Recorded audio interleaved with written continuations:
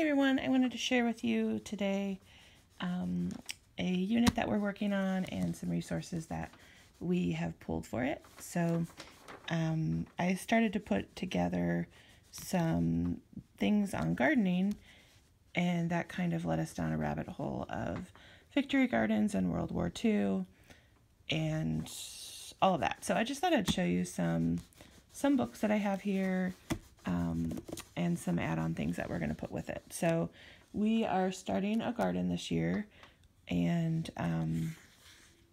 Ava's down here working on a town that she's made up here. Anyway, so some of the books I found that I really like, most of these we already had in our collection, and then a few we just recently bought. But Gardening with Emma we bought last year.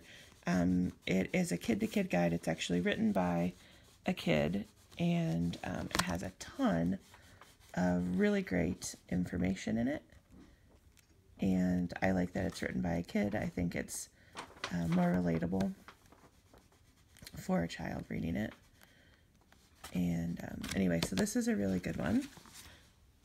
And then this is a newer one, but I absolutely love it. It's called I Ate Sunshine for Breakfast, a celebration of plants around the world. And here's kind of a look at what's in it. You can go tell him. And the illustrations are just beautiful. So this has some basic plant information, but what I really like is that every a few pages or so, there's like an actual activity that you can do. And then it goes on to more information. Parts of the flower, pollination, then here's another activity. So it's a really cool book. So we are referencing this as well. And this is one we've had for a really long time, and the kids love to just pull it out and look at it. It's called Grow It and Cook It. And it's got some basic gardening information in the beginning, and then it's broken down by plant, and it talks about what you need to know to grow it, and then there's recipes for how to cook. So here's how to grow zucchini, and then there's a recipe for it. So that's a really good one. Anyway, as we were pulling gardening materials, it led me into victory gardens, which seems so timely right now. So we have Lily's Victory Garden.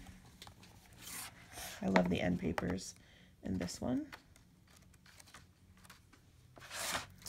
And then this is probably my favorite. I wrote about this over on my blog, which I will link down below, and there will be links for all the books I'm going to show you over on the blog as well. But this one is called Diana's White House Garden. It's a newer book. I think it just came out this year. And it's about, takes place during World War II, and the daughter of the White House advisor at the time is kind of the main character. And I just love it. I love the illustrations, and I love the story itself. She really wants to help with the war effort and has all kinds of misguided little attempts, and then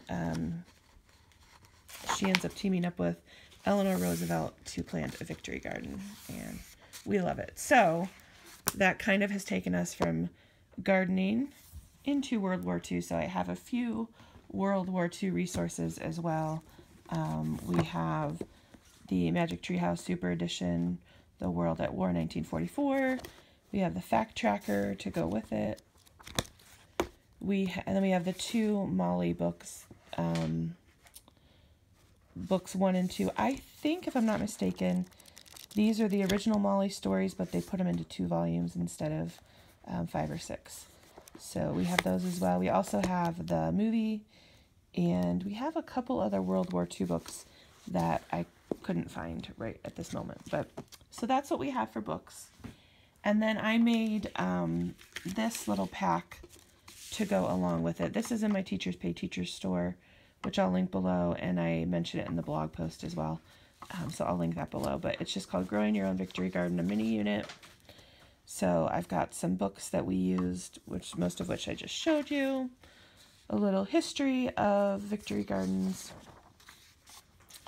Then there's a little worksheet here where the student can answer, what is a Victory Garden? Why were they important during World War II? And how could a Victory Garden be beneficial today as we look at food shortages and things like that? Here is choosing my plants for the garden, so you can kind of brainstorm, list names of vegetables, fruits, or herbs that you might want to grow. They're encouraged to try some that they know they'll like to eat, and then list some new ones as well. And then this page, you can print as many as you want your child to research. So we will pick a plant from this list and then do this worksheet on it. So is it a fruit, a vegetable, an herb? We'll circle one. Are we starting it from seed or from plant? Some of ours we started from seed, and then some we bought plants to grow them. Picture of what it will look like, and then 3 important things to know about that plant, whether it's tips on how to grow it or harvest it or keep critters from getting it or whatever. We'll look up some different information. And then here we can lay out how we want our garden to look.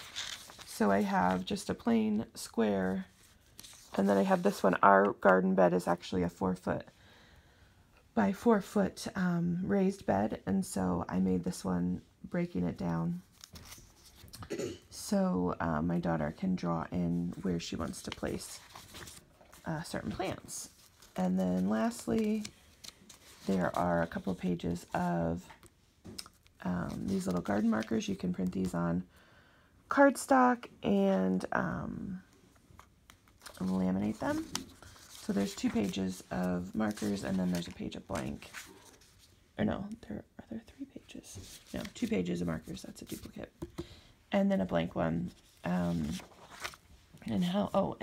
I drew all of these and then scanned them into the computer and created the little garden marker there. But we printed ours on cardstock and laminated them, and then we just hot glued them to tongue depressors. So we can put these, once we finish getting our garden planted, we can stick these in to label all of our plants. So it's just a little kind of mini study that we're doing that I think is really timely right now. So this is available in my Teachers Pay Teacher store if you're interested in it, and in the blog post I will link to this as well as all the books that I mentioned. But we're having fun doing this so far, so I thought I would share it with you, and let me know if you have any questions down below. And have you guys all planted gardens yet? And what fruit or vegetable are you most excited to have come in? I think I'm most excited for strawberries. What about you? What are you most excited for? The strawberries. The strawberries. Because they have pink inside, and that's really yummy. What about you? What one are you most excited for? Well, carrots? Yeah, carrots and blueberries. We're not growing blueberries. But anyway, thanks for watching, and we'll talk to you down below in the comments.